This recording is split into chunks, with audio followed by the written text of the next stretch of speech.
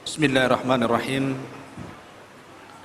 Assalamualaikum warahmatullahi wabarakatuh.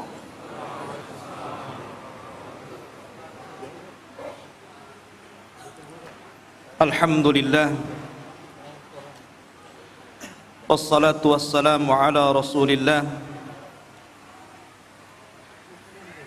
wa ala alihi wa sahbihi wa mawalah. Wala haula wala quwwata illa billahi wa ba'du. Ma'asyiral muslimin, jamaah sekalian yang dirahmati Allah Subhanahu wa taala.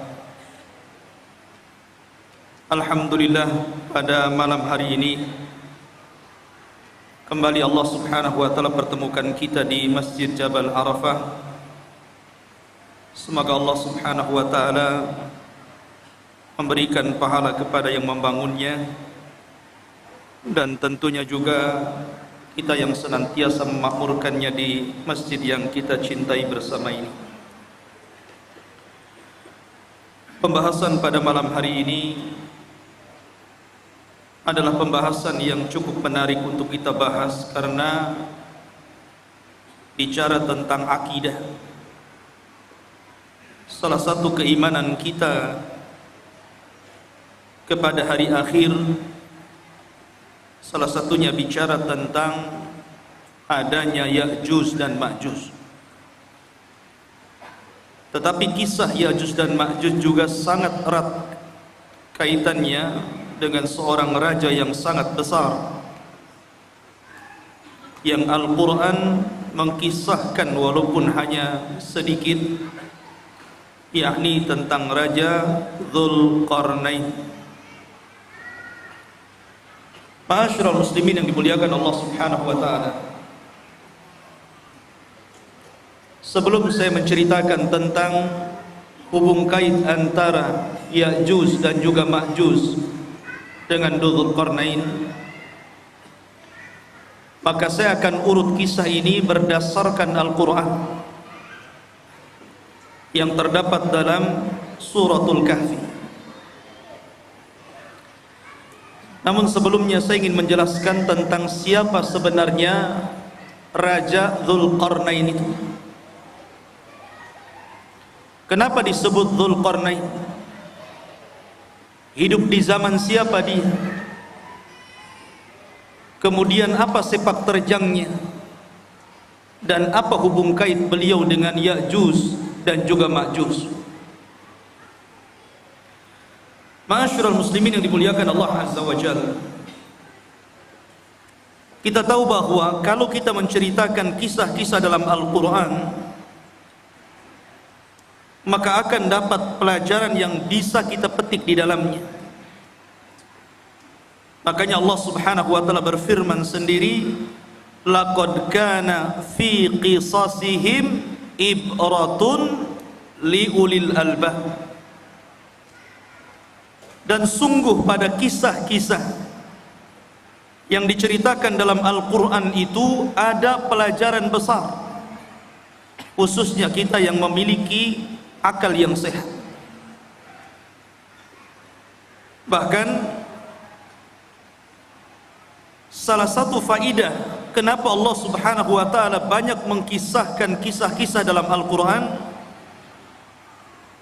berdasarkan firman Allah Azza wa Jalla, wa kullan naqussu 'alaika min amba'ir rusul ma nuthabbitu bihi fuadah. Dan begitulah kami kisahkan kepadamu ya Muhammad tentang habar-habar para utusan, tidak lain dan bukan hanya untuk menetapkan dan memberikan ketenangan kepada hatimu. Karena dengan kisah-kisah dalam Al-Quranul Karim banyak pelajaran yang diambil oleh Rasul sepanjang perjalanan dakwahnya, dan itu juga berlaku kepada kita umatnya. Ma'asyiral muslimin yang dimuliakan Allah Subhanahu wa taala, bicara tentang kisah Dzulqarnain dulu sebelum kita masuk kepada kisah Ya'juj dan Ma'juj. Kisah Dzulqarnain ini sebenarnya dikisahkan dalam Al-Quran karena ada sebab turunnya. Di zaman Nabi SAW, orang-orang musyrik itu berupaya untuk mencegah dakwah Rasul dengan berbagai macam upaya. Salah satunya dengan cara mencari orang yang cerdas, orang yang berilmu untuk meruntuhkan dakwah. Jadi mencari dalil kepada orang alim, tapi bukan untuk mencari kebenaran, tapi mencari pembenaran untuk meruntuhkan dakwah. Jadi orang-orang musyrik itu orang-orang bodoh, karena tidak diturunkan kepada mereka kitab-kitab dari langit. Berbeda dengan orang Yahudi dan Nasrani, diturunkan padanya Taurat dan Injil. Sehingga orang-orang musyrik ini, pembesar-pembesar mereka datang ke Madinah,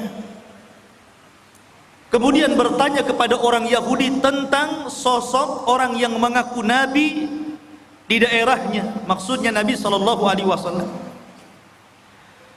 Maka orang-orang Yahudi mengatakan kepada orang-orang musyrik, kalau memang orang yang mengaku nabi di daerahmu betul-betul seorang nabi, tanyakan kepadanya 3 perkara.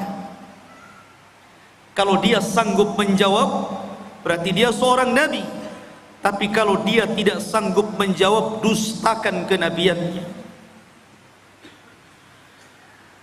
Apa 3 soalan yang akan ditanyakan, yang diajarkan orang-orang Yahudi kepada orang-orang musyrik untuk ditanyakan kepada Rasul? Yang pertama, akhbirna an fityatin dhahabu fi dhahril awal qad kanat lahum qisatun ajibah. Tanyakan kepada orang yang ngaku nabi itu tentang beberapa anak muda di zaman awal-awal yang mereka memiliki kisah yang ajaib. Siapa anak-anak muda itu?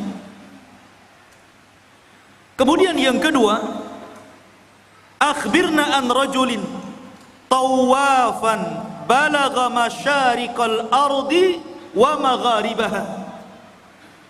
Tanyakan juga kepada orang yang ngaku nabi itu tentang seorang laki-laki yang berkeliling dunia sampai ke arah barat dan sampai ke arah ujung daripada timur.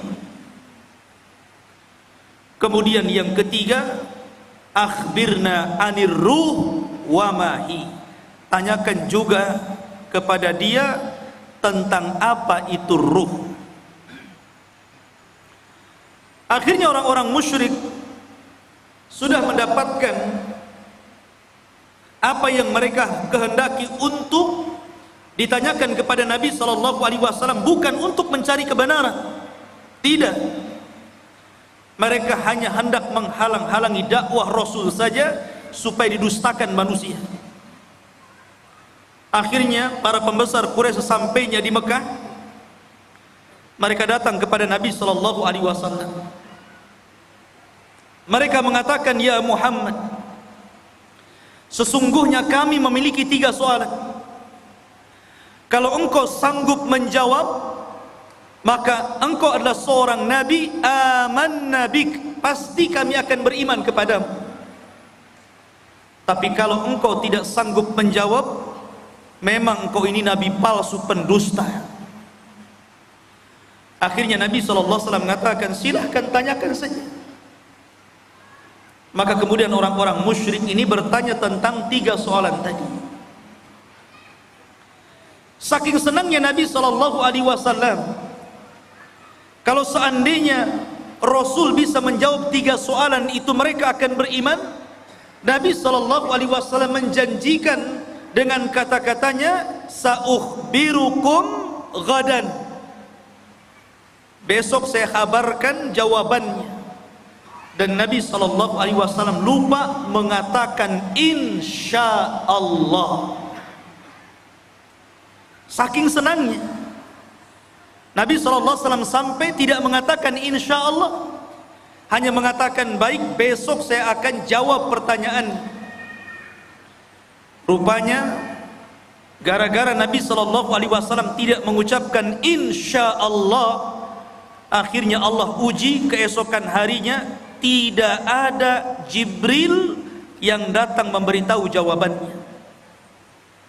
1 hari, 2 hari, 5 hari, 10 hari, sampai 15 hari. Sehingga mulai orang-orang musyrik menganggap bahwa Nabi ini seorang pendusta, khianat, janji malah diingkari. Dari situlah Nabi SAW sesak dadanya. Akhirnya pada hari ke-15 malaikat Jibril turun dan menurunkan surah Al-Kahfi, dan ini sebagai jawabannya. Adapun anak-anak muda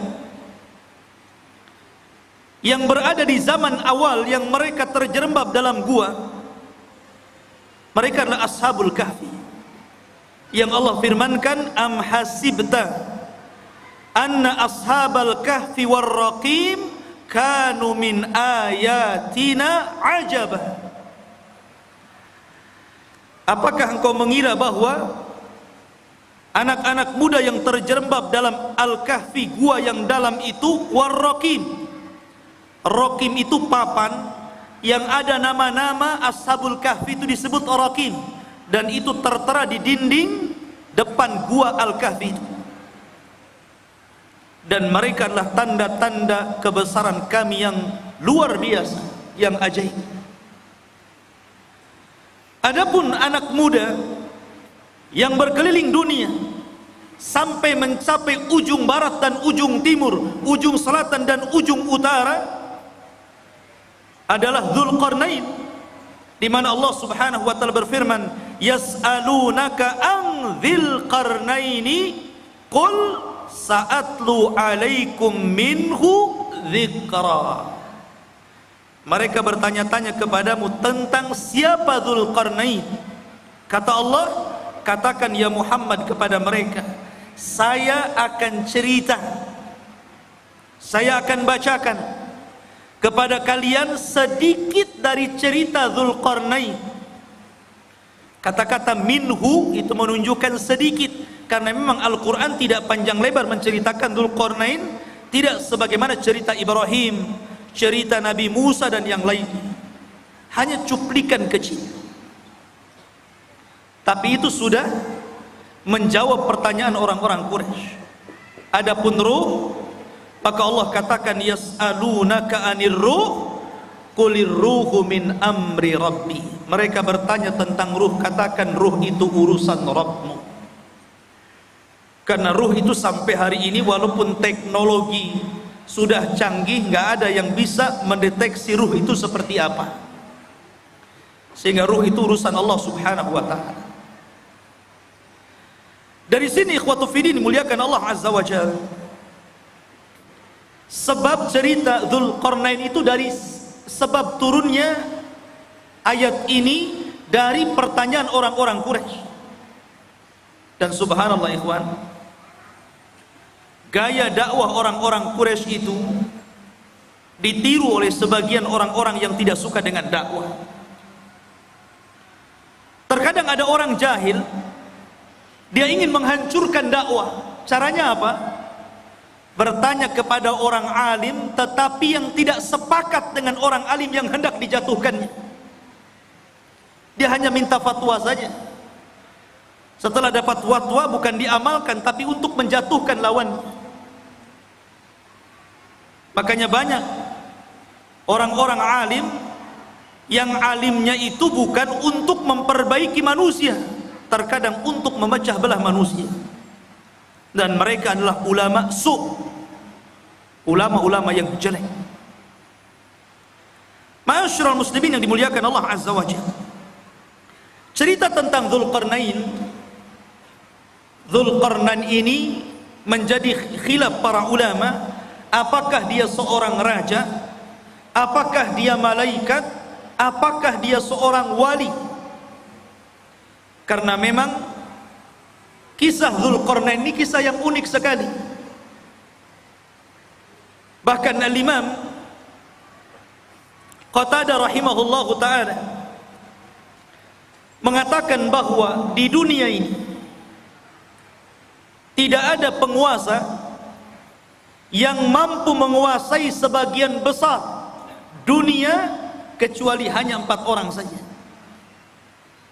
yang 2 mukmin dan 2 kafir.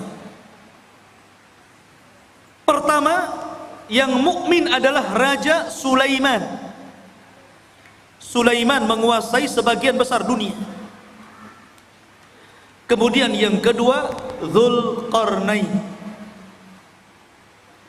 Adapun yang kafir, yang pertama adalah Namrud, dan yang kedua Bukhtun Nasr. Ada yang mengatakan Al-Iskandar Al-Maqduni, tapi yang masyhur adalah Bukhtun Nasr. Dan keduanya kafir, baik Namrud ataupun Bukhtun Nasr yang menghancurkan Palestina itu. Lah salah satunya adalah Dzulqarnain. Dia penguasa yang berhasil menguasai barat dan timur, selatan dan utara, sehingga kemudian menjadi khilaf apakah dia seorang nabi, apakah dia seorang wali, ataukah dia malaikat. Ada yang mengatakan dia adalah malaikat, tetapi pendapat ini tentu sangat jauh sekali. Ada yang mengatakan dia seorang nabi berdasarkan zahir Al-Quran, karena dia diperintah Allah untuk menyampaikan wahyu Allah.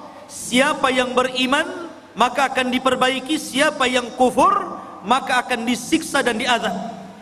Dan nanti saya akan jelaskan tentang rihlah beliau.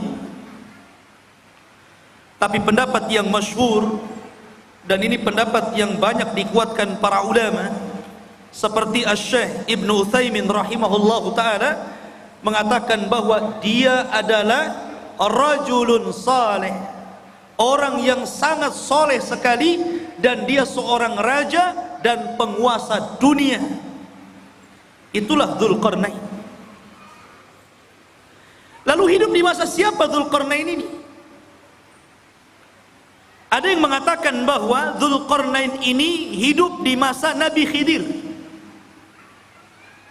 bahwa Khidir pernah berjumpa dengan Dzulqarnain di Baitul Maqdis, kemudian diangkat menjadi menterinya, menjadi penasehatnya.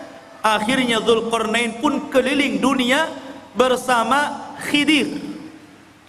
Ada yang berpendapat seperti itu, tetapi pendapat ini dibantah oleh para ulama yang banyak. Apalagi pendapat ini sampai mengatakan Khidir tidak mati sampai hari ini. Kemudian yang kedua, dan ini yang dikuatkan para ulama, juga dikuatkan oleh Imam Ibnu Utsaimin rahimahullahu ta'ala, bahwa Dzulqarnain itu hidup di masa Nabiullah Khalilur Rahman Ibrahim alaihi salatu wassalam.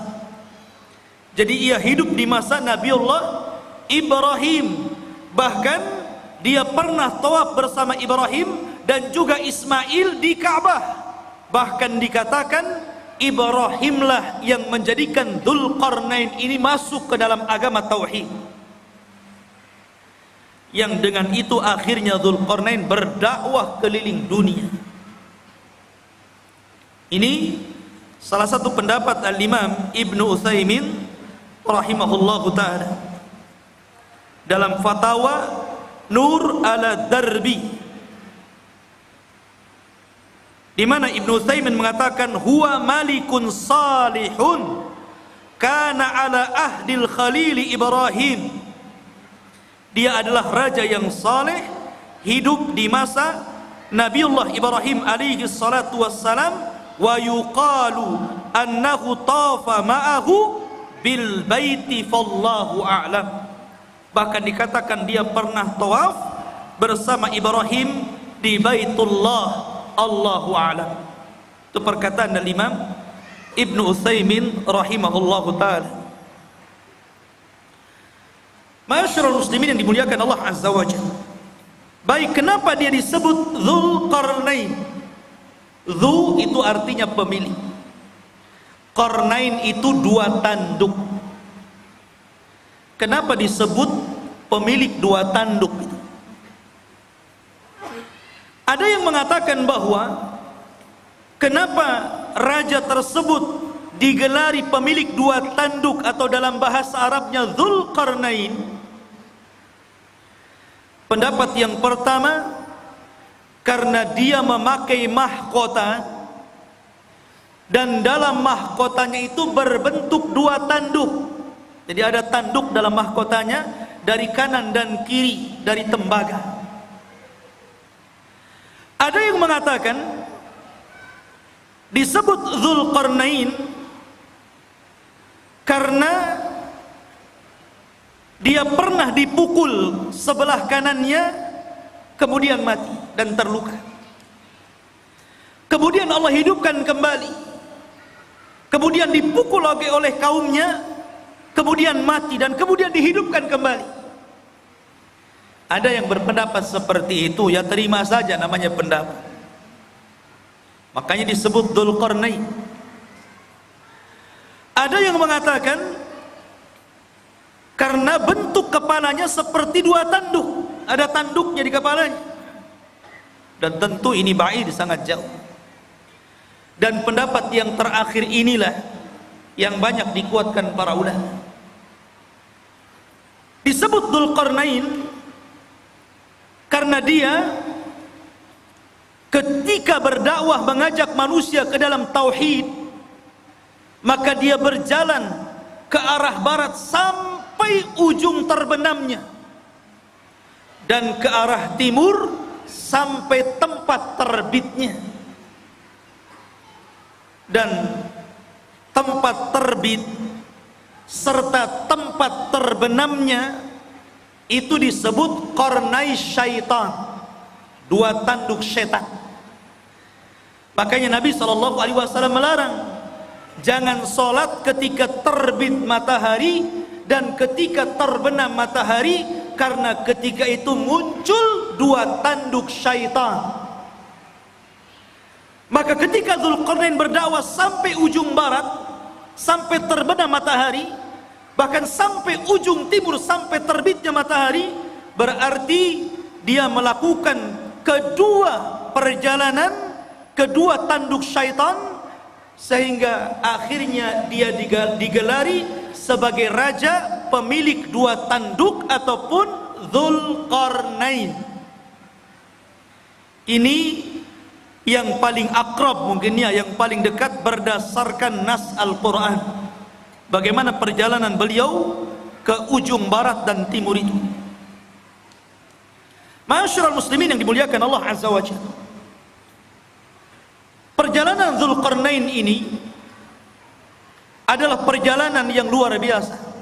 Seorang raja yang seluruh kekayaannya, seluruh hidupnya hanya untuk mengajak manusia kepada tauhid. Makanya kalau kita cerita para raja, saya kira di negeri kita saja cerita para raja banyak ya. Ada Raja Majapahit, ada raja ini, raja itu. Di negeri kita paling banyak cerita raja itu. Kata Syekhul Islam Ibnu Taimiyah rahimahullahu ta'ala, sesungguhnya apabila kita cerita tentang Raja Dzulqarnain, sesungguhnya tidak ada kisah yang lebih indah, yang lebih baik melebihi kisahnya Raja Dzulqarnain. Karena banyak ibrah dan pelajaran. Bahkan kisah Dzulqarnain ini sangat menginspirasi bagi dakwah Nabi SAW. Karena turunnya cerita Dzulqarnain ini di saat sulit-sulitnya Nabi dalam berdakwah. Jadi ketika Nabi SAW mengalami keperitan dakwah, kesulitan dakwah, tiba-tiba Allah Subhanahu wa ta'ala turunkan ayat dan menceritakan tentang kisah Dzulqarnain, seolah-olah turunnya ayat ini memberikan solusi kepada Nabi SAW dalam dakwahnya. Bahkan disebutkan oleh Safiyur Rahman Al-Mubarakfuri dalam sirah nabinya, ada pelajaran besar. Kenapa kisah Dzulqarnain ini diturunkan kepada Nabi sallallahu alaihi wasallam di saat kesulitan Rasul dalam berdakwah? Apa hikmahnya? Beliau mengatakan, seolah-olah Allah Subhanahu wa taala menjanjikan kepada Rasul bahwa kelak kekuasaan Rasul sallallahu alaihi wasallam akan sama dengan kekuasaan Dzulqarnain. Ketika Dzulqarnain berkuasa sampai ujung barat dan timur, maka kelak juga apa yang dibawa Nabi sallallahu alaihi wasallam pun akan sampai kepada ujung barat dan timur. Makanya Nabi sallallahu alaihi wasallam mengatakan, innallaha zawaliyal ardu fara'aitu masyariqaha wa magharibaha. Sesungguhnya Allah lipatkan bumi, kata Nabi sallallahu alaihi wasallam kepadaku, sehingga aku melihat ujung barat dan ujung timur. Padahal Rasul tidak pernah seperti Dzulqarnain ke ujung barat dan timur, kan? Rasul tidak pernah ke Indonesia saja, nggak pernah. Ya. Tapi Nabi SAW diperlihatkan ujung barat dan timur, seolah-olah kekuasaan Nabi SAW akan sampai ke ujung barat dan ujung timur. Dan itu menjadi sebuah kenyataan. Islam hari ini berada di mana-mana. Di daratan Eropa, Afrika, Asia, semua ada Islam. Ma'asyiral muslimin yang dimuliakan Allah Azza wa Jalla. Itulah hikmahnya tentang kisah ini diturunkan kepada Nabi sallallahu alaihi wa ala alihi wasallam. Adapun tentang nasab beliau, nasabnya Dzulqarnain ini. Siapa Dzulqarnain ini? Siapa namanya? Keturunan siapa dia? Ada yang mengatakan bahwa Dzulqarnain ini satu di antara raja-raja Yaman. Artinya dia bukan raja di luar daripada Arab, tapi Dzulqarnain itu raja Arab karena berasal dari Yaman. Karena rata-rata raja Yaman itu kalau menggelari rajanya selalu diawali dengan kalimat Dzu, seperti Dzu Nuwas yang pernah menguasai Himyar Yaman. Ya. Maka raja-raja yang diawali dengan kalimat Dzu berarti menunjukkan raja itu adalah raja Yaman, dan dia keturunan dari kabilah Qahtan. Dan kabilah Qahtan itu keturunan daripada Nabiullah Daud alaihi salatu wassalam. Dan ini pendapat yang kuat, karena banyak orang-orang yang kemudian meneliti, membaca, berusaha untuk menggali siapa Dzulqarnain itu, sehingga kemudian muncul katanya Dzulqarnain itu adalah seorang raja yang pernah hidup di Cina, dan tembok yang dibangun untuk mengurung Ya'juj dan Ma'juj itu ya tembok Cina itu. Ada yang berpendapat seperti itu, sehingga kemudian orang-orang mengatakan Ya'juj dan Ma'juj itu orang Cina karena temboknya di sana. Ya. Satu. Ada yang mengatakan bahwa Dzulqarnain itu satu raja yang pernah menguasai Persia. Dan ada juga yang mengatakan bahwa Dzulqarnain adalah Iskandariyah Al-Maqduni Al-Yunani, murid daripada Aristoteles, seorang pencetus filsafat Yunani. Dan ini ada ulama yang mengatakan seperti ini, dan ini banyak sekali yang mengatakan bahwa Dzulqarnain itu adalah Iskandariyah Al-Maqduni Al-Yunan yang pernah menguasai Cina, menguasai India, kemudian juga pernah menguasai Persia dan Romawi. Jadi kekuasaannya besar Iskandariyah Yunan ini, Al-Maqduni ini.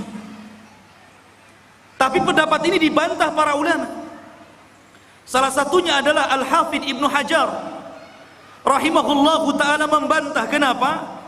Karena jarak antara munculnya Raja Dzulqarnain dengan Iskandariyah Al-Maqduni Al-Yunan ini jauh sekali. Iskandariyah ini datang setelahnya 2000 tahun. Karena dia hidup di zaman yang dekat dengan Isa bin Maryam. Dan dia adalah murid daripada Aristoteles. Yang kedua bantahannya, Al-Iskandariyah Al-Maqduni atau Al-Yunan ini, dia seorang kafir. Tetapi Dzulqarnain adalah raja yang beriman, bukan raja kafir. Yang ketiga, Dzulqarnain orang Arab. Adapun Iskandariyah Al-Maqduni Al-Yunan bukan orang Arab, tapi orang Mesir. Dan inilah yang kemudian dikuatkan oleh Al-Hafidh Ibnu Hajar, Al-Hafidh Ibnu Katsir, dan juga Al-Imam Ibnu Taimiyah rahimahullahu ta'ala membantah pendapat bahwa Dzulqarnain itu adalah Raja Iskandariyah Al-Maqduni Al-Yunan, karena itu hidup di zaman mendekati Isa bin Maryam. Sementara pendapat yang kuat sebagaimana dikemukakan oleh Al-Imam Ibnu Utsaimin bahwa Dzulqarnain itu hidup di masa Ibrahim. Nggak ketemu. Dari sini Dzulqarnain, Raja Iskandariyah lah. Tidak ada hubung kait antara Iskandariyah dengan Dzulqarnain. Ada sebuah asar dari turjumanul Quran Abdullah bin Abbas radhiyallahu an, walaupun asar ini fihi nazar, ada pandangan para ulama bahwa usia dakwah daripada Dzulqarnain itu 500 tahun. 500 am, 500 tahun dia berdakwah. Dan wajar, karena usia zaman dulu kan panjang-panjang, lain dengan usia umat sekarang. Makanya di zaman itu pernah ada seorang wanita menangisi anaknya yang meninggal. Dia menangis di kuburan karena meninggal anaknya.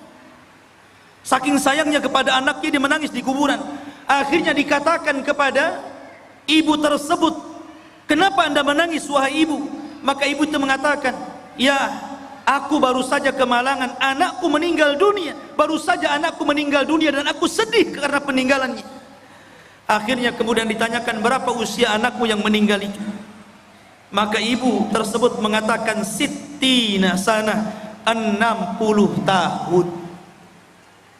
60 tahun masih bayi. Di zaman dulu. Kalau di zaman sekarang janggutnya sudah sampai pusar, dah kakek. 60 tahun dah mau mati. Ya kan? Akhirnya orang ini mengatakan, "Jangan sedih wahai ibu, karena kelak akan datang sebuah umat yang usianya itu baina sittuna was sab'in, baina sittina was sab'in, antara 60 sampai 70 tahun saja, dan itu usia kita umat Islam."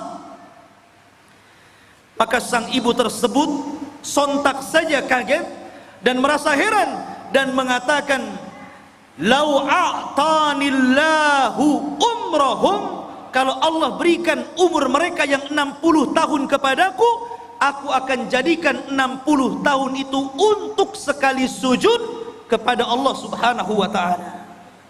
Lihat, ya usia dulu panjang-panjang, sehingga wajar kalau Dzulqarnain juga keliling dunia sampai 500 tahun, berarti usianya di atas itu kan.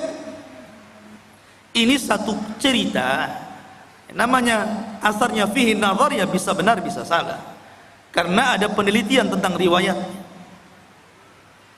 Karena dalam Al-Quran sendiri tidak disebutkan secara detail, ya, karena boleh jadi karena tidak ada manfaat penyebutannya. Akhirnya Al-Quran hanya menyebutkan hal-hal yang penting yang bisa dijadikan ibrah dan pelajaran bagi pembacanya.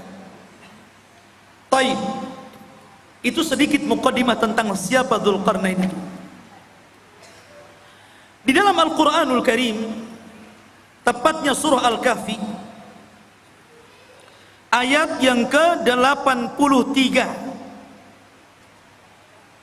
Ayat yang ke-83 Allah katakan, Yas'alunaka an dzil qarnaini. Mereka bertanya-tanya kepadamu ya Muhammad tentang siapa Dzulqarnain itu. Qul sa'atlu alaikum minhu dzikra. Katakan ya Muhammad, saya akan bacakan kepada kalian minhu, dari sedikit kisahnya saja. Dzikra, penyebutannya tidak banyak, hanya sedikit. Dan begitulah Allah Subhanahu wa taala. Terkadang Allah Subhanahu wa taala menyebutkan kisah-kisah para nabi. Ada yang panjang lebar, dari kecil, remaja, dewasa sampai tua dijelaskan. Seperti Ibrahim alaihi salatu wassalam, seperti Nabiullah Musa alaihi salatu wassalam, diceritakan dari kecil sampai tua. Ada yang diceritakan secara global saja. Salah satunya adalah kisah Dzulqarnain, hanya cuplikan saja.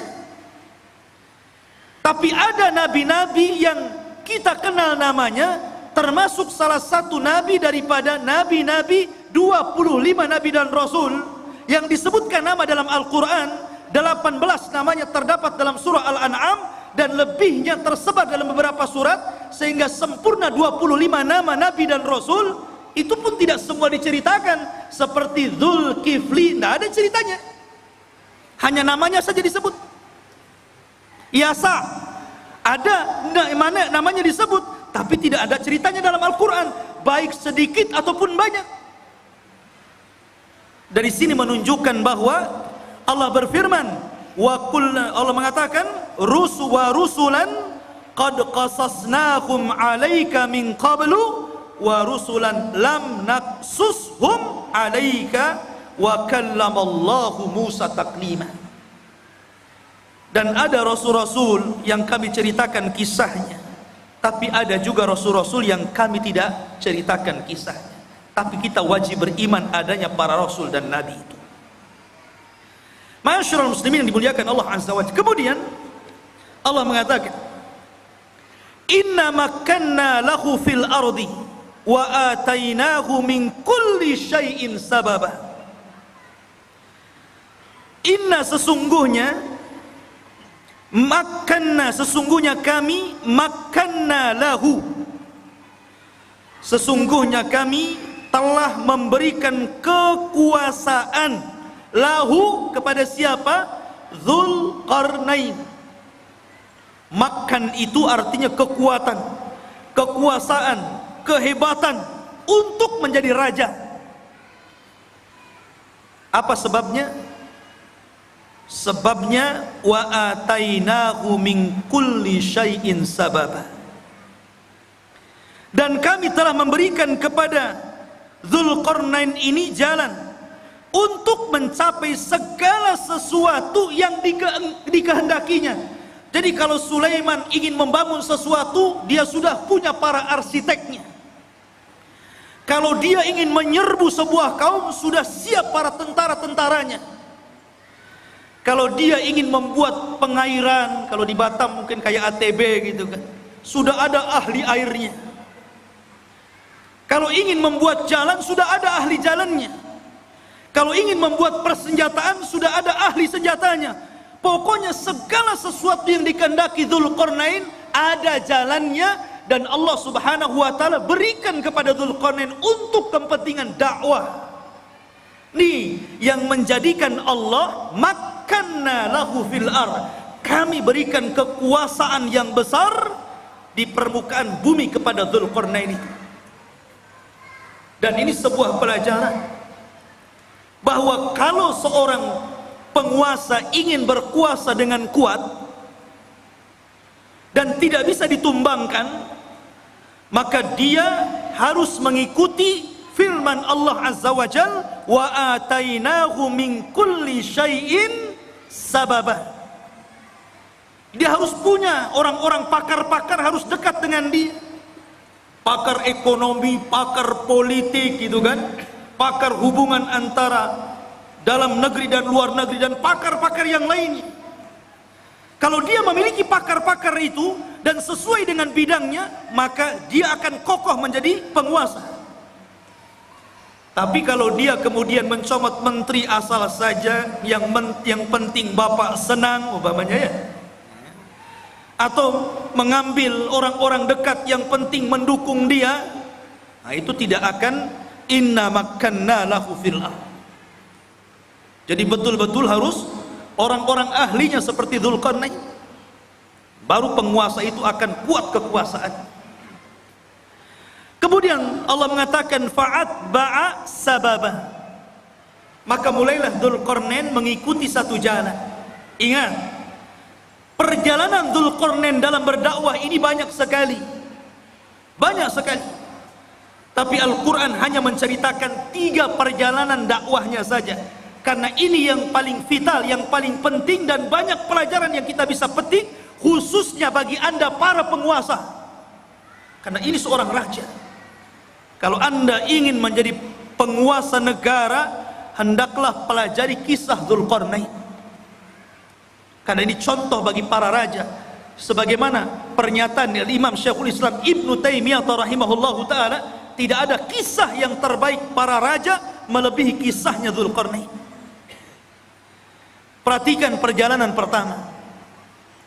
Allah mengatakan, hatta idza balagha maghribasy syamsi wajadaha taghrubu fi ainin hamiyatin wa wajada indaha qauman qulna ya dzal qarnain imma an tu'adziba wa imma an tattakhidha fihim husna fa amma qala amma man zalam fa sawfa nu'adzibuhu thumma yuraddu ila rabbih fayu'adzibuhu adzaban nuqra. Perhatikan ini perjalanan pertama Raja Dzulqarnain, hingga apabila dia telah sampai ke tempat terbenam matahari. Ketika dia sampai ke mana? Ainin. Ain itu maksudnya lautan. Hamiyatin maksudnya yang bentuknya seperti lumpur hitam. Jadi beliau mengarah ke arah barat karena terbenam matahari di situ. Terbenam matahari di mana? Di barat. Pertama kali perjalanan Dzulqarnain ke mana? Ke arah barat. Dia berjalan ke arah barat. Dan di sini Allah mengatakan ainin hamiyah, maksudnya lautan yang menghitam seperti lumpur hitam. Karena begini ikhwan, matahari itu awalnya putih, kemudian semakin mengarah ke barat menjadi kuning, kemudian semakin tenggelam menjadi merah, kemudian ketika tenggelam menjadi hitam karena muncul malam. Itulah disebut ainin hamiyah. Dan disitulah ujung daripada barat, karena sudah tidak ada jalan lain, sudah ujungnya, selebihnya nggak ada tanah lagi, lautan semuanya. Lah Dzulqarnain sampai di ujung barat. Disitulah Dzulqarnain, ikhwan, ini Dzulqarnain itu berjalan ke sana kemari hanya untuk memperbaiki. Dan ini percontohan penguasa, percontohan presiden, percontohan seorang raja. Walaupun Dzulqarnain itu sudah kaya raya, kaya harta, kaya jabatan, kaya pasukan, buat apa lagi? Sudahlah, duduk-duduk saja, kan begitu. Sekarang saja seperti itu, baru menjabat maaf, baru sekelas wali kota atau bupati saja gitu kan. Kadang-kadang kalau safar kemana-mana tidur saja. Udah sampai, sudah. Dia nggak tahu jalannya bolong, ada polisi tidurnya, jalannya rusak tuh nggak tahu dia. Harusnya jangan tidur, lihat, wah ini jalan perlu diperbaiki, ini jalan nggak bagus nih. Kemudian melewati desa-desa, ini kayaknya ada ketertinggalan, harus dimajukan nih. Harusnya seperti itu. Ya. Lah Dzulqarnain ini, dia kalau masuk ke sebuah desa dan desa itu ada ketertinggalan, dimajukan. Apa yang kalian butuhkan? Kalian butuh kedokteran? Kami letakkan di para dokter, ajarkan mereka kesehatan. Kalian perlu untuk pembangunan, nih saya letakkan arsitek, ajari mereka bagaimana cara membangun rumah dan gedung. Jadi sifatnya seperti itu. Dzulqarnain ini hanya memperbaiki. Kalau sudah baik tempat tersebut, daerah tersebut, diletakkan orang-orangnya, kemudian dia jalan lagi sampai akhirnya, sampai di ujung barat ketemu sebuah kaum yang tidak punya agama, kaum yang zalim, dan tidak ada kezaliman yang paling besar melainkan kesyirikan, kaum yang sangat pendosa, melakukan keharaman, pencuri, pembunuh. Lah Dzulqarnain ini mendapatkan kaum di arah barat seperti itu. Ya. Makanya Allah mengatakan di dalam ayat ini, ya Dzulqarnaini, wahai Dzulqarnain, wahai Raja Dzulqarnain, imma an tu'adzib wa imma an tattakhidha fihim husna. Terserah engkau. Apakah engkau mau menghukum orang-orang jahat ini, orang-orang zalim ini, orang-orang yang tidak beriman ini, ataukah engkau ingin berbuat baik kepada mereka? Terserah. Maka Dzulqarnain mengatakan, amma man zalam, adapun orang yang zalim, adapun orang yang menyekutukan Allah, yang suka membunuh, yang suka mencuri, yang suka melakukan keharaman, fasawfa nu'adzibuhu, kami akan azab dia, kami akan hukum dia, thumma yuraddu ila rabbih, setelah itu kami serahkan kepada Rabbnya, fayu'adzibuhu adzaban nukra, kelak Rabbnya akan mengadab, boleh jadi lebih dahsyat dibandingkan azabku kepada mereka. Tetapi sebaliknya, wa amma man amana wa amila salihan falahu jazaan al-husna wa sanaqulu lahu min amrina yusra. Adapun yang nurut dengan perintahku, akhirnya beriman, beramal saleh, maka mereka akan mendapatkan balasan yang baik, dan kami katakan kepadanya, dari perkara kami mudahkan segalanya. Jadi kalau memang dia mengikuti dakwah Dzulqarnain, mau mentauhidkan Allah, mau melakukan amal saleh, mau melakukan amal kebaikan, dan mengikuti arahan-arahan Dzulqarnain, maka Dzulqarnain akan membangun qaryah tersebut, daerah tersebut akan dibangun, akan difasilitasi, akan dibangun dan ditebarkan pendidikan, dakwah, pembangunan dan yang lainnya. Itulah Dzulqarnain. Dia tidak diam, dia jalan-jalan ke sana kemari, dan itu salah satu sifat seorang penguasa. Harus jalan-jalan melihat kondisi rakyatnya.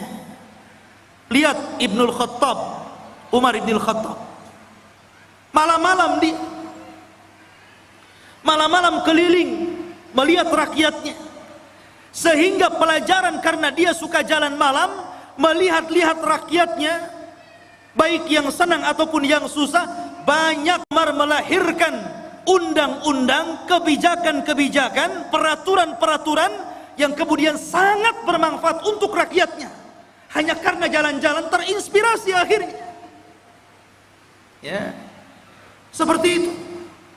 Dan Umar kalau jalan-jalan melihat rakyatnya tidak bawa wartawan, tidak diliput. Besoknya keluar Umar jalan-jalan menyambangi kaum muslimin yang ada di sini, bagi-bagi sembako. Nggak ada. Umar tidak masuk media. Lain dengan penguasa sekarang ya. Masuk parit saja ada wartawannya. Masyarul muslimin yang dimuliakan Allah Subhanahu wa taala. Begitulah seorang raja jalan ke sana kemari. Inilah yang pertama perjalanan siapa? Dzulqarnain ke arah barat. Baru kemudian Allah mengatakan, summa atba'a sababa. Baru kemudian Dzulqarnain berjalan ke arah lain. Ke arah mana? Allah mengatakan, hatta idza balagha matli asy-syamsi sampai ketika Dzulqarnain sampai di arah terbitnya matahari. Kalau tadi terbenam kan, matahari kan terbenam itu dari atas bawah sampai terbenam, seolah-olah matahari masuk ke dalam laut. Tidak. Matahari itu tidak mengelilingi bumi. Bukan berarti dia masuk arah laut kemudian mengelilingi bumi sampai muncul di arah timur. Tidak. Sebagaimana pelajaran yang ma'ruf antum pelajari di sekolah-sekolah. Matahari tidak mengelilingi bumi. Matahari itu menghadap Allah. Sujud kepada Allah hampir-hampir dia tidak diizinkan untuk terbit dari arah timur dan hampir-hampir terbit dari arah barat. Dan kalau sudah demikian, maka kiamat telah dekat. Lah Dzulqarnain sampai di ujung matahari terbit, akhirnya artinya arah timur, karena terbitnya matahari itu di timur. Ya. Disitulah kata Allah berfirman, wajadaha tatlu ala qaumin lam naj'al lahum min duniha sitra. Subhanallah. Maka kemudian ketika dia menempuh jalan, dia mendapatkan sebuah kaum, sekelompok umat yang kami tidak menjadikan bagi mereka sesuatu yang melindunginya dari cahaya matahari. Umat yang sangat terbelakang, nggak punya rumah, nggak berpakaian. Seperti mungkin di zaman sekarang kalau orang-orang primitif gitu ya, orang-orang yang hidup di daerah Amazon, jangan jauh-jauh ke Amazon ya, di Indonesia saja banyaknya. Seperti ada seorang dai yang belusukan ke hutan-hutan di daerah timur itu ya, akhirnya masuk Islam gara-gara pakai sabun. Itu pernah ceritanya dengar ya? Masuk Islam gara-gara sabun. Gak pakai baju. Lah Dzulqarnain ketemu umat yang seperti itu nggak pakai baju, mungkin hanya pakai koteka saja gitu ya. Dan subhanallah, nggak punya rumah. Kaum itu tidak ada rumah. Mereka tidur sembarangan gitu kan, kadang di bawah pohon. Nggak punya rumah. Bukan berarti tidak bisa membangun rumah, belum sampai ilmu kepada mereka bahwa mereka itu perlu rumah dan bagaimana cara membangunnya nggak tahu, itu masalahnya. Dan mereka juga tidak pakai baju, tidak pakai celana, auratnya tampak. Bukan berarti sebelum orang-orang itu sebelumnya manusia telanjang, tidak. Karena Nabi yang pertama kali mengajari untuk menjahit siapa? Nabi Idris. Dialah Nabi yang pertama kali mengajari umat untuk menjahit pakaian. Nabi Idris. Tapi bukan berarti sebelum Idris sampai kepada Adam telanjang, tidak. Pakai baju juga, cuman mereka bajunya ditempel-tempel, ditali-tali gitu saja, tidak dijahit. Lah di zaman Idris itulah mulai ada jahitan, mulai dijahit sininya, dijahit sananya, sampai hari ini berbagai macam ragam, sampai muncul tailor-tailor kan gitu. Tapi yang pertama kali menjahit siapa? Idris. Lah di zaman Dzulqarnain ini ada kaum dari arah timur itu nggak pakai apa-apa, auratnya nampak, nggak punya rumah, kasihan. Ya. Kemudian kadzalika wa qad ahadna bima ladaihi khubra. Kadzalika, begitulah sesungguhnya ilmu kami meliputi segala apa yang ada padanya. Maknanya akhirnya Allah Subhanahu wa taala menjelaskan bagaimana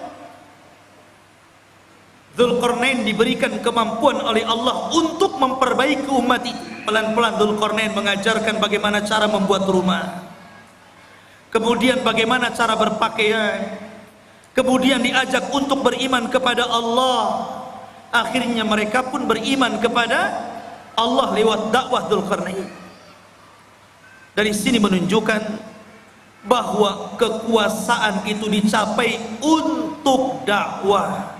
Jangan antum memilih penguasa kalau tidak ada kepentingan kepada agama.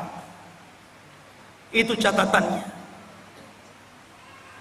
Kalau antum hendak memilih penguasa, cari penguasa yang condong ke dalam Islam, yang mau memperjuangkan Islam, yang mau mengangkat harkat derajat para ulama dan orang-orang yang cinta para ulama. Siapa penguasa yang dekat dengan Islam, memperjuangkan Islam, kita pilih. Begitu. Itu barometernya. Kita tidak mengatakan si A ataupun si B, satu ataupun dua, tidak. Pokoknya siapa di antara penguasa itu, oh yang satu ini kalau jadi Islam remek nih, Islam akan diganti nih. Kalau yang ini minimalnya Islam akan baik, Islam tidak akan diganggu, Islam akan jaya. Kita pilih yang cenderung dengan agama. Karena memang kekuasaan itu alat untuk berdakwah. Itulah Dzulqarnain, dijadikan alat kekuasaannya untuk berdakwah dalam rangka mentauhidkan Allah, mengajak manusia ke jalan Allah Subhanahu wa ta'ala. Harusnya seperti itu. Kemudian yang ketiga, dan ini inti pembahasan kita, Allah Subhanahu wa ta'ala berfirman, "Tsumma atba'a sababa." Kemudian Dzulqarnain memilih jalan yang selanjutnya, setelah ke barat, kemudian ke timur, sekarang ke utara atau ke selatan. Tapi Allah tidak mengatakan utara atau selatannya, antara dua arah itu. Cuman Allah mengatakan hatta idza balagha baina saddaini wajada min dunihima qauman la yakaduna yafqahuna qaula. Hingga apabila Dzulqarnain sampai di antara dua buah gunung yang sangat tinggi dan besar, dia mendapati di hadapannya sebuah kaum yang hampir-hampir kaum itu tidak paham apa yang diucapkannya, nggak ngerti bahasanya itu, aneh bahasanya. Mungkin bahasa kita ini bahasa planet, ngomong apa nih, saya nggak paham. Kita aja di Indonesia, kadang-kadang dialognya orang Jawa dengan orang Medan itu beda kan? Beda, kadang-kadang orang Medan nggak paham bahasa Jawa, orang Jawa nggak paham bahasa Medan. Sampai saya dengar iklan di radio itu kan aneh-aneh. Beli es pak, kata orang Jawa, sampun telas. Iya segelas katanya. Bilang sampun telas, dibilang satu gelas. Boten enten, ya pakai santen gitu. Wong Medan, oh kok tahu kamu saya orang Medan gitu. Ya, kadang-kadang nggak nyambung tuh. Itu dialog Jawa dengan Medan nggak nyambung tuh. Sampai dijelaskan oleh Imam Ibnu Katsir dalam Bidayah wan Nihayah, sampai Dzulqarnain itu untuk memahami bahasa orang itu memerlukan 10 penerjemah. Dari satu bahasa ke bahasa berikutnya, dari bahasa berikutnya, sampai 10 bahasa, 10 penerjemah, baru Dzulqarnain paham. Oh iya maksudnya apa, baru tahu dia. Bahasanya susah dipahami. Ya. Rupanya Dzulqarnain paham keinginannya. Apa keinginannya? Dikemukakan dalam Al-Quran. Qalu, mereka berkata, ya Dzulqarnain, inna Ya'juj wa Ma'juj mufsiduna fil ard fahal naj'alu laka kharjan ala an taj'al bainana wa bainahum sadda. Ini keinginannya, dan ini erat kaitannya dengan kisah Ya'juj dan Ma'juj. Dan inilah kisah Dzulqarnain yang ada hubungannya dengan kita kaum muslimin. Kisah yang terakhir ini, pertemuan Dzulqarnain dengan kaum yang terakhir ini adalah kisah yang sangat erat kaitannya dengan kita kaum muslimin. Karena kita ini umat yang ada di akhir zaman. Kenapa kita ini umat yang ada di akhir zaman? Pertama, karena tidak ada nabi setelah Rasul sallallahu alaihi wasallam, maknanya tidak ada umat selain umat Nabi sallallahu alaihi wasallam setelahnya dunia ini akan dihancur-hancurkan alias kiamat. Jadi Dzulqarnain diminta oleh mereka itu dalam waktu-waktu tertentu datang Ya'juj dan Ma'juj. Mereka membuat kerusakan, membunuh, membantai, merampok, memperkosa, melakukan anarkis. Mereka brutal, mereka bengis. Makanya kelak di akhir zaman, fitnah Ya'juj dan Ma'juj itu berbeda dengan fitnah Dajjal dan fitnah keluarnya binatang dari perut bumi. Kalau Dajjal fitnahnya apa? Fitnahnya agama.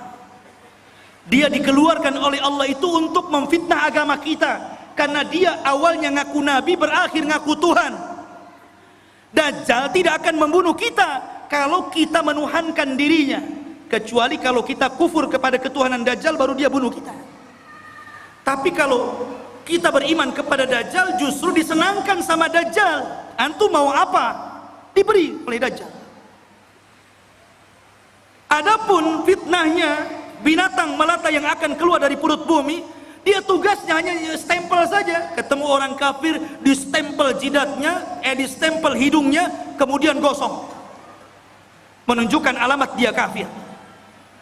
Ketemu orang yang beriman, distempel dahinya, bercahaya, menunjukkan dia mukmin. Ketika itu tidak ada nama, semua dilupakan dari namanya. Saya Abu Meros, saya nggak tahu siapa saya.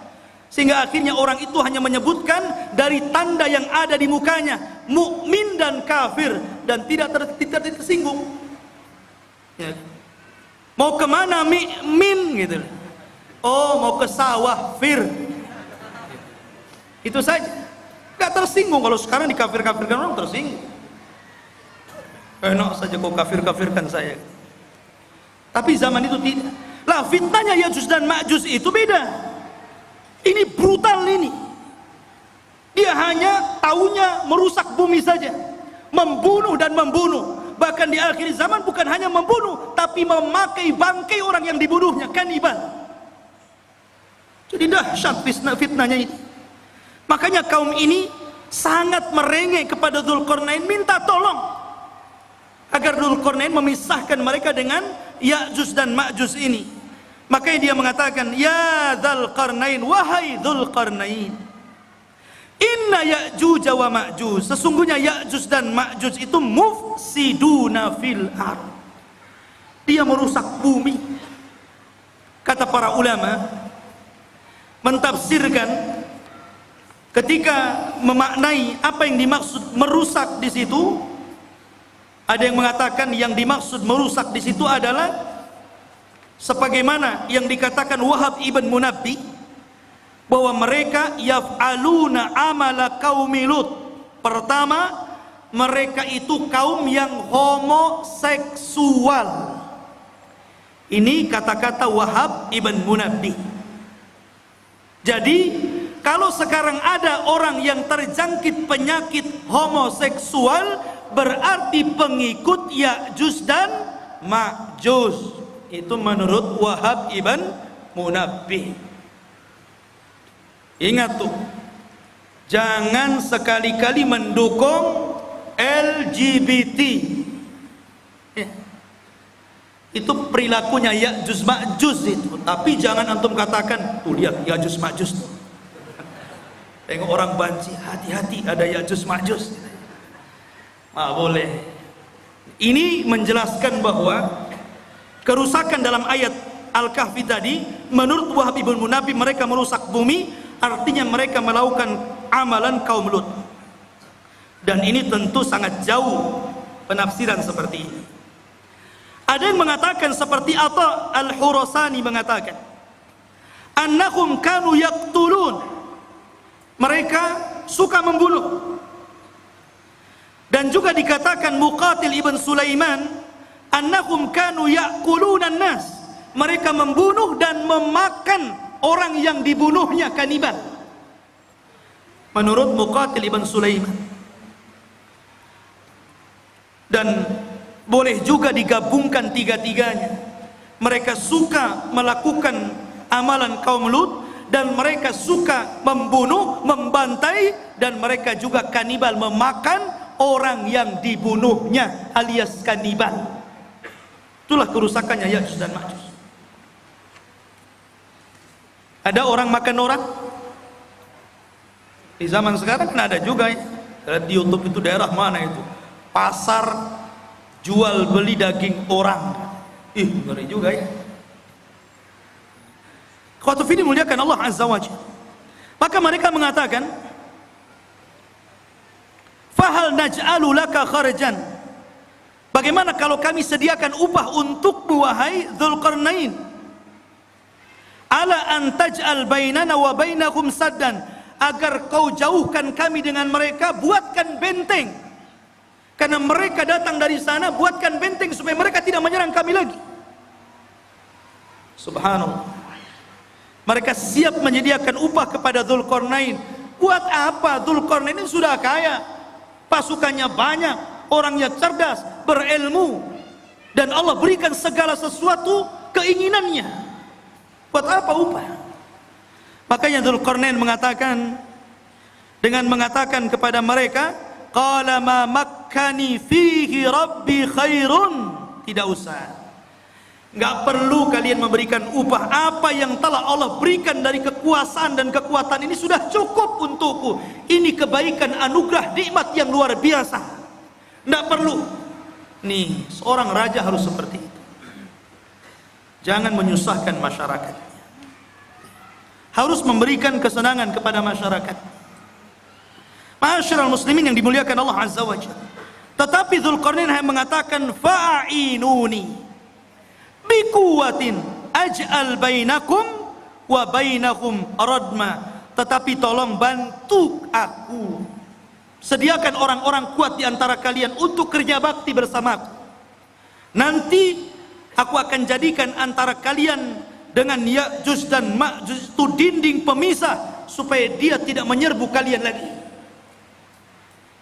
Inilah jiwa besar seorang pemimpin, ya, membangun sebuah bangunan yang luar biasa yang belum pernah dibangun orang-orang sebelum dan setelahnya. Bahkan bangunan itu sendiri tidak tahu siapa yang tahu, nggak ada yang tahu.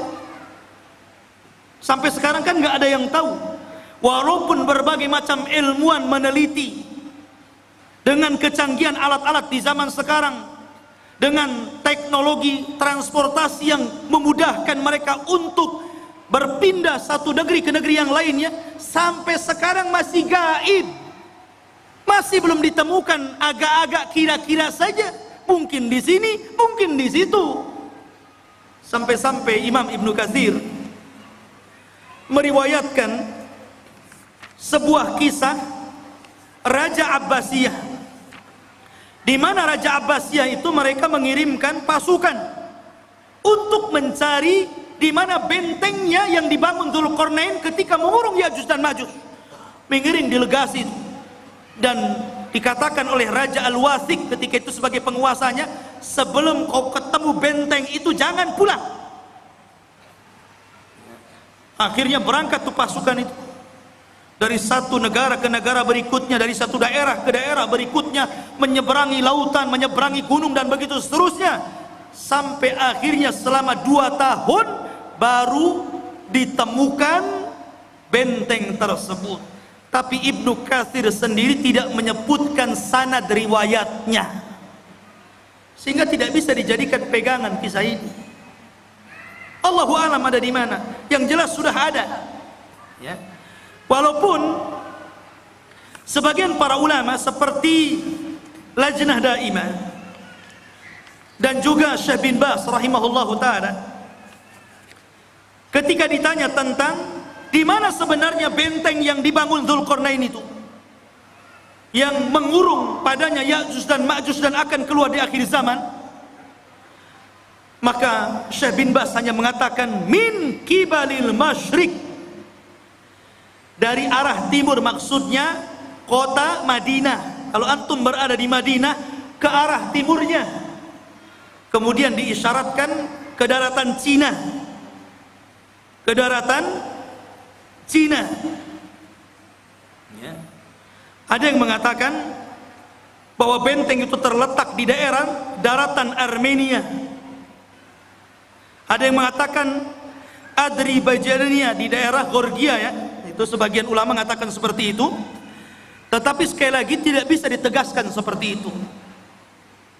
Cuman dari arah timur. Apakah Cina? Tidak. Ya'juj Ma'juj bukan Cina. Walaupun ada sebagian orang yang melihat ciri-ciri daripada hadis Rasul, kok ciri-ciri itu melekat kepada orang-orang Asia. Orangnya pendek, mukanya bulat, matanya sipit. Jangan-jangan saya pula. Bukan. Ya'juj dan Ma'juj itu belum keluar. Kalau Cina sudah keluar dari dulu, ya. Di mana-mana. Dia belum keluar. Dan dia di balik tembok, dan kelak akan dikeluarkan Allah di akhir zaman, bukan sekarang, di akhir zaman. Karena Ya'juj dan Ma'juj itu Allah keluarkan setelah Allah hancurkan bentengnya, itu ketika setelah Isa bin Maryam turun, itu pun pasca terbunuhnya Dajjal. Dajjal dibunuh dulu, baru setelah itu selang beberapa waktu Isa dan kaum muslimin diuji lagi oleh Allah, tiba-tiba runtuh daripada apa yang sudah dibangun Dzulqarnain, sadnya ini, bendungannya ini, bentengnya ini. Akhirnya dari situ min kulli hadabin yansilun, maka mereka keluar dari benteng itu seperti bah yang turun dari bukit, saking banyaknya gitu. Keluar semuanya. Karena dalam riwayat Abdullah bin Umar radhiyallahu an, di antara mereka Ya'juj dan Ma'juj itu dikisahkan bahwa tidak mungkin mati seorang Ya'juj dan Ma'juj itu kecuali kalau seandainya mereka telah mendapatkan 1000 keturunan baru mati. Ya. Jadi kalau seandainya keturunannya sudah 1000 baru dia mati. Itu dalam sebuah athar. Makanya wajar kalau jumlah mereka banyak. Ketika Adam alaihi salatu wassalam dipanggil oleh Allah dan mengatakan, ya Adam, akhrij bi'tsan nar. Wahai Adam, keluarkan utusan-utusan neraka. Adam kaget, ya Rabb, wa ma bi'tsun nar? Apa utusan neraka itu? Maka Allah mengatakan, setiap 1000 penduduk neraka keluarkan satu orang dan masukkan ke dalam surga. Artinya 999 masuk neraka dan 1 masuk surga. Ketika itu Allah mengatakan kepada Adam, 1 dari kalian dan 999 dari Ya'juj dan Ma'juj. Jadi jumlah mereka banyak. Jadi kalau antum mau perang dengan Ya'juj dan Ma'juj itu, 1 dari antum dikeroyok dengan 999 Ya'juj dan Ma'juj, kira-kira menang atau keok tuh? Antum 10 orang saja mati antum. Apalagi 999 lawan 1 kan gitu. Lain kalau antum lawannya pakai rudal. Kalau tangan kosong nggak mungkin antum. Tapi di zaman itu nggak ada rudal, nggak ada nuklir. Semua kembali kepada peralatan manual, pedang, panah, tombak, kuda, unta, sehingga susah melawan mereka. Dan itulah apa yang disabdakan Rasul, akan muncul sebuah kaum yang tidak bisa engkau perangi. Makanya wahai Isa, selamatkan kamu dan selamatkan sebagian dari yang selamat dari kaum muslimin, bersembunyilah di bukit Tur. Akhirnya Isa pun menyembunyikan diri dan kaum muslimin di bukit Tur. Dzulqarnain ini akhirnya membuat benteng yang sangat kokoh sekali. Kemudian sifat bentengnya dijelaskan. Atuni zubural hadid hatta idza sawa baina as-sadafaini qala anfuhu hatta idza ja'alahu naran qala atuni ufrig alaihi qitra. Maka Dzulqarnain berkata, berikanlah kepadaku potongan-potongan besi, sehingga apabila besi itu telah sama rata dengan kedua puncak gunung, seolah-olah main las, kayak orang ngelas itu kan. Besi itu dibuat, ditancap-tancapkan, kemudian dilas satu dengan yang lainnya, sehingga menjadi sebuah benteng. Kemudian ketika tinggi besi itu sama dengan gunungnya, berkatalah Dzulqarnain, tiupkanlah api, hingga apabila besi itu sudah menjadi merah seperti api. Dia pun berkata, berikanlah kepadaku tembaga yang mendidih, agar kutuangkan ke atas besi panas tersebut. Kokoh sekali. Inilah dinding yang tidak bisa dijebol. Sampai Ya'juj dan Ma'juj sendiri gak bisa jebol dinding itu. Di zaman Nabi SAW, Rasul pernah mendengar sebuah gelegar suara yang menggelegar. Kata Sofia, kata Nabi kepada Sofia, wahai Sofia, tahukah kamu suara apa ini? Kata Sofia mengatakan, tidak tahu, Allah dan Rasulnya yang. Kata Nabi, itulah suara bentengnya Ya'juj dan Ma'juj. Dan dia berhasil melubangi. Kemudian Rasul menyebutkan seperti ini, dia sudah bisa melihat kita dari lubang seperti ini. Jadi Ya'juj dan Ma'juj itu sudah bisa melubangi seperti ini, kata Rasul, ngeker dari dalam. Ini Abu Fulan, ini Abu Fulan ya. Dikeker. Dan subhanallah, karena kokohnya benteng itu, Ya'juj Ma'juj itu setiap hari melubangi untuk keluar dari situ. Jadi kalau di pagi hari dia datang dengan kumpulan-kumpulan arsitek khusus yang melubangi gua itu dari kalangan Ya'juj dan Ma'juj, mereka ngebor tuh dengan alat yang mereka punya. Ketika sudah kecapean gitu kan, hampir mereka sedikit lagi, dan waktu sore mereka kemudian kembali ke rumahnya. Besoknya bolongan itu balik lagi ke asalnya. Dan seperti itu hampir mereka putus asa karena tidak bisa melubangi dan tidak bisa keluar dari gerbang.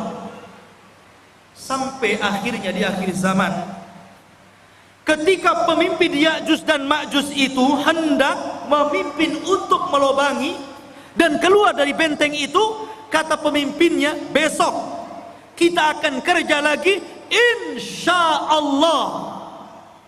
Pemimpinnya diilhamkan untuk mengucapkan insya Allah. Subhanallah, ketika pemimpinnya diilhamkan untuk mengucapkan insya Allah, jebol benteng itu. Akhirnya mereka keluar, sehingga ketika mereka turun dari bukit itu dan mengarah ke Palestina, kemudian yang pertama mendarat di sebuah danau Tiberias atau danau Buhairah. Diminum itu kelompok yang pertama paling depan, yang tengah dan yang belakang. Ketika sampai di danau itu sudah nggak kebagian air, dan mereka mengatakan, kan tadi masih banyak, kenapa sudah habis, katanya. Saking banyaknya. Padahal danau itu bisa menghidupi jutaan jiwa yang ada di sana. Tapi sekali teguk gelombang yang pertama, habis ludas saking banyaknya Ya'juj dan Ma'juj. Lihat bagaimana kuasa Allah Azza wa Jalla. Maka Allah mengatakan, famastata'u an yadharuhu wa mastata'u lahu naqba. Qala hadha rahmatun min rabbi fa idza jaa wa'du rabbi ja'alahu dakkan wa kana wa'du rabbi haqqan. Maka di sini Allah Subhanahu wa taala mengatakan, Dzulqarnain berkata dalam ayat ini, famastata'u lahu an yadharuhu.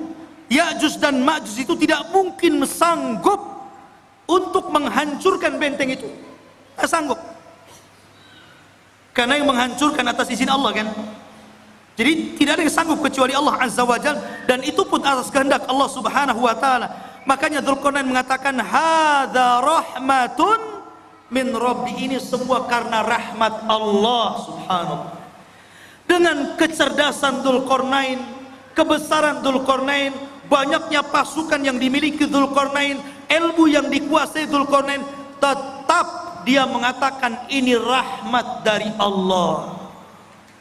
Ya, tawadu, rendah diri, masih mengakui rahmat ini datang dari Allah. Jangan seperti Qarun yang mengatakan innama utitu min ilmin indi, kekayaan ini datang dari ilmu yang saya miliki, katanya. Jangan seperti Qarun.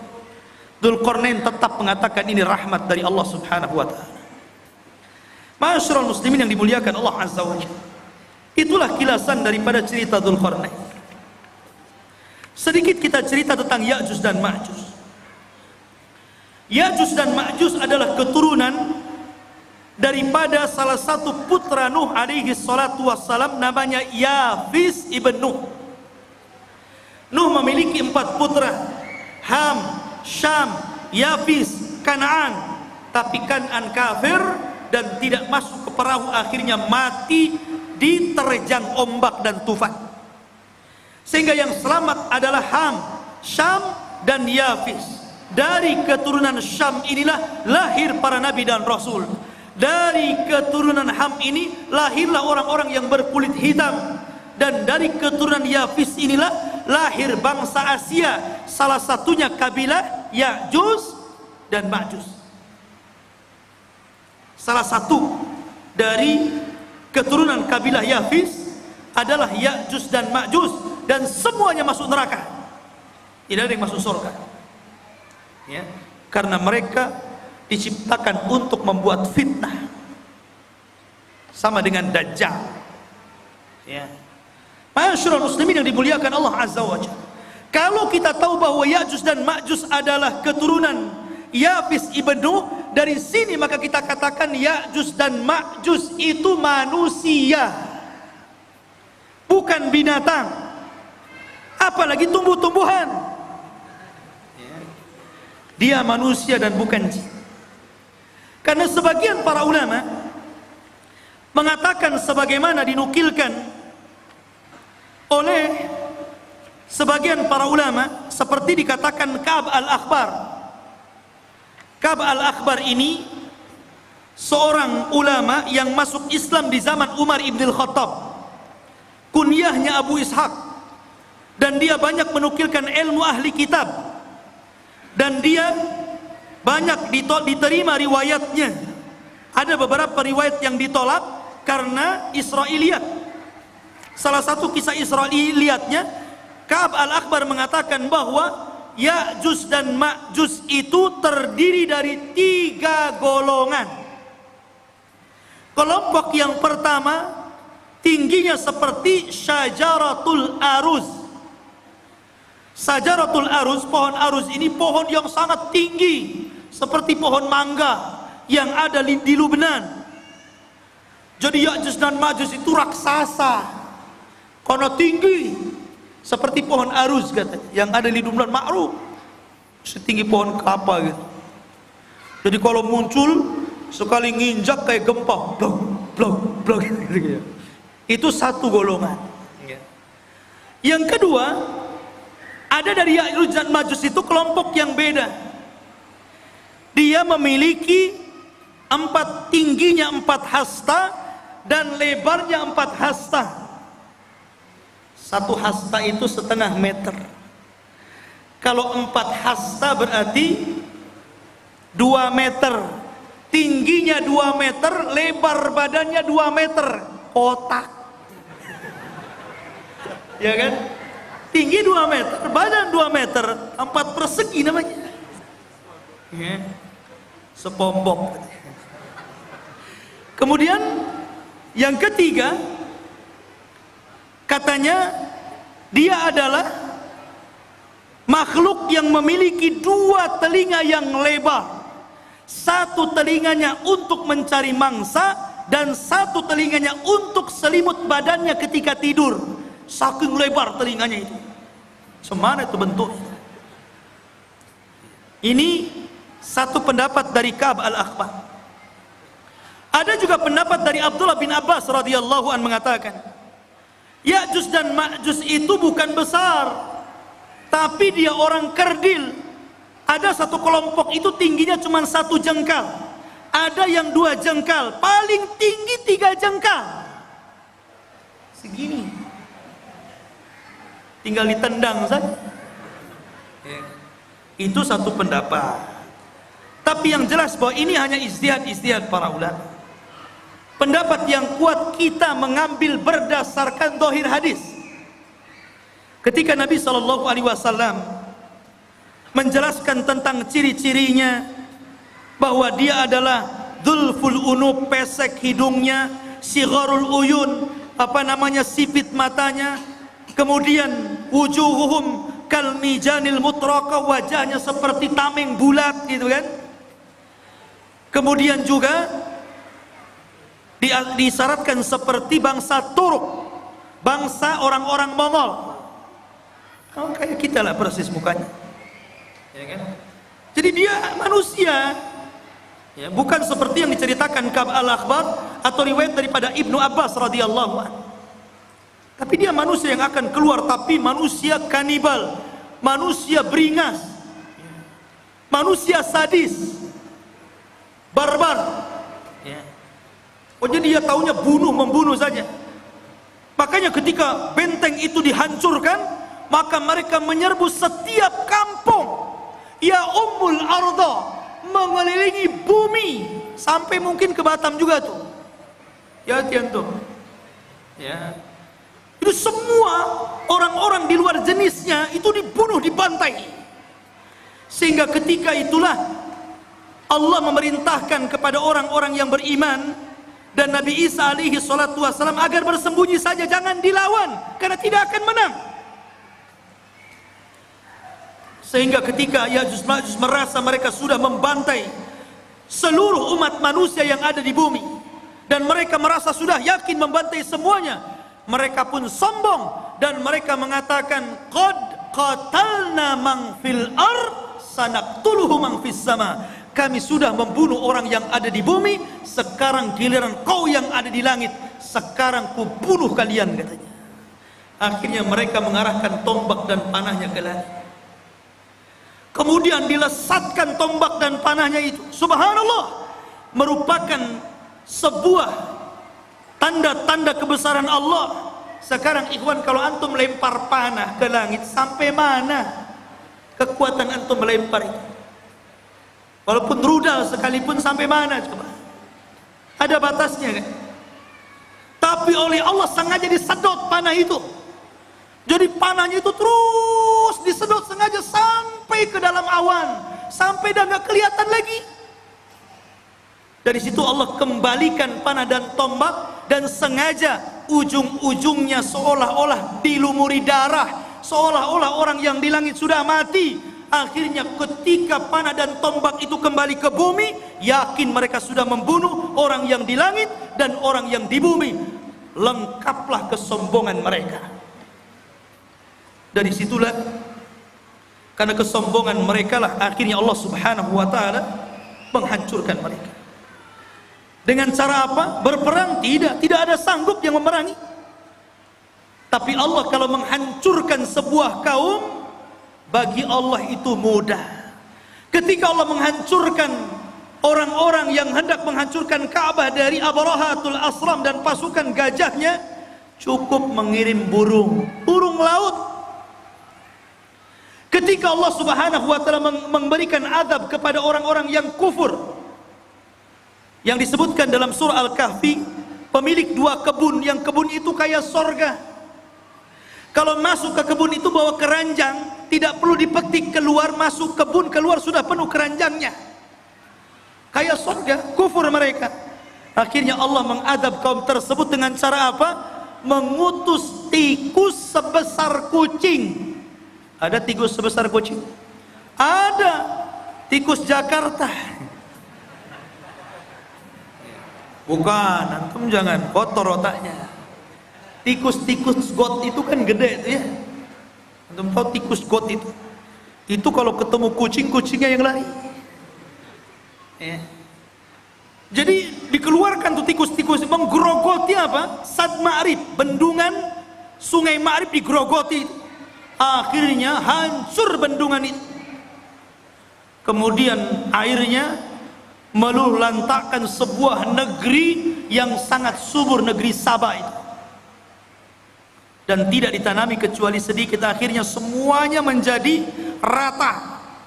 Dan tidak ada yang tersisa tumbuhan kecuali hanya pohon bidara, sidrin, dan beberapa pohon yang tidak ada manfaat. Begitu juga ketika Allah menghancurkan Ya'juj dan Ma'juj. Apa yang Allah kirim? Allah tidak kirim buaya, baik buaya laut atau buaya darat. Allah tidak kirim harimau, Allah tidak kirim gajah, tapi Allah kirim ulat, nagab, dud. Itu yang dikirim. Ketika Ya'juj dan Ma'juj tertidur di malam hari, rupanya Allah kirim ulat kemudian masuk ke dalam tengkuknya. Ketika ulat itu masuk ke dalam tengkuknya dan menjadi virus dalam badannya, tiba-tiba satu Ya'juj dan Ma'juj mati dan meninggal dunia, seperti antum mematikan gardu listrik, satu mati, mati semuanya. Ya kan? Jadi satu Ya'juj Ma'juj mati, mati semua. Subhanallah. Ya. Tetapi yang kerepotan Nabi Isa, cemana membuang bangkainya setiap satu jengkal ada di permukaan bumi itu. Akhirnya kemudian Isa berdoa agar Allah membersihkan bangkai-bangkainya.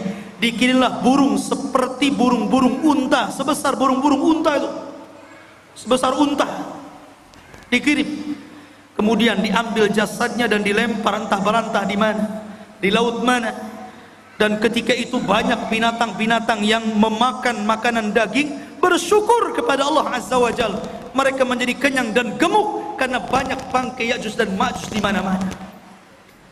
Akhirnya setelah dibuang oleh burung-burung tersebut, Allah menurunkan hujan karena barakah doanya Nabi Isa. Dengan hujan itu akhirnya mengguyur langit, bumi yang kotor dengan bangkai, sisa-sisa bangkai darah dan nanahnya, dan dibuang ke lautan. Akhirnya bumi menjadi subur kembali, dan Isa pun hidup beberapa tahun setelahnya, dan itulah kehidupan yang paling indah sepanjang kehidupan manusia. Ini diantara cerita The King Zulkarnain versus Ya'juj dan Ma'juj. Mudah-mudahan ada manfaatnya. Subhanakallahumma wa bihamdika asyhadu an la ilaha illa anta astaghfiruka wa atubu ilaik. Allahu ta'ala. Assalamualaikum warahmatullahi wabarakatuh.